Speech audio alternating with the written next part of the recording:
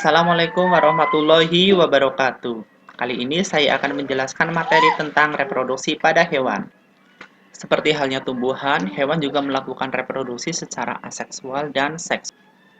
Bentuk reproduksi aseksual pada hewan meliputi pembelahan biner, tunas, fragmentasi, regenerasi, partenogenesis, dan cloning.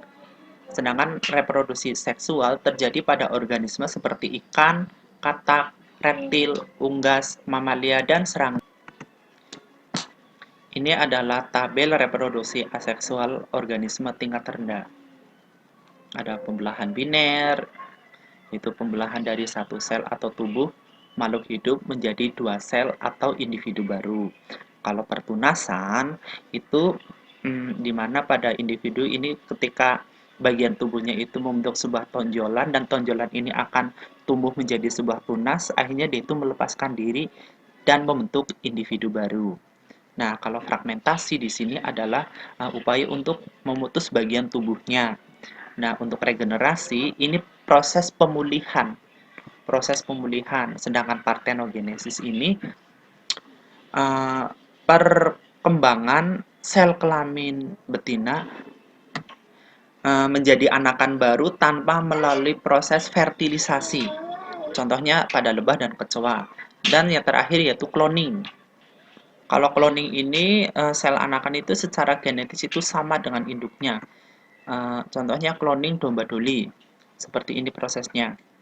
Nah, itulah untuk reproduksi aseksual pada organisme tingkat rendah. Selanjutnya yaitu reproduksi seksual yang terjadi pada ikan. Di mana ikan ini proses pembuahannya terjadi secara eksternal, yaitu dilakukan secara acak dan sarang. Kalau secara acak, sel sperma dan ovum ini dikeluarkan dari tubuh induknya dan sperma akan membuahi ovum pada air yang tenang. Tapi kalau sarang, ikan ini sudah menyediakan tempat tersendiri untuk proses terjadinya fertilisasi. Nah, sarang ini digunakan untuk meletakkan sel telur dan akhirnya sperma itu akan membuahi. Untuk alat perkembangbiakannya, jantan dan betina seperti ini, ada jantan, sepasang testis, saluran sperma, dan lubang urogenital. Kalau betina, ada sepasang ovarium, saluran telur, dan lubang urogenital. Lubang urogenital yaitu muara saluran sel kelamin dan saluran urin. Selanjutnya reproduksi pada katak. Terjadi pembuahan eksternal dimulai dari telur, berudu, katak berekor, dan katak dewasa. Pada jantan ada sepasang testis, sperma, dan kloaka. Pada betina ada sepasang ovarium, saluran telur, dan kloaka.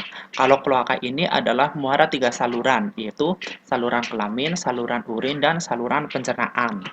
Selanjutnya pada reptil, pembuahannya terjadi secara internal dengan alat perkembangbiakan seperti ini. Untuk jantan ada sepasang hemipenis yang digunakan untuk memasukkan alat kelamin jantan ke dalam alat kelamin betina. Untuk betina ada ovarium, saluran telur, dan kloaka. Dan selanjutnya pada unggas, di mana pembuahannya terjadi secara internal dengan alat perkembangbiakan seperti ini.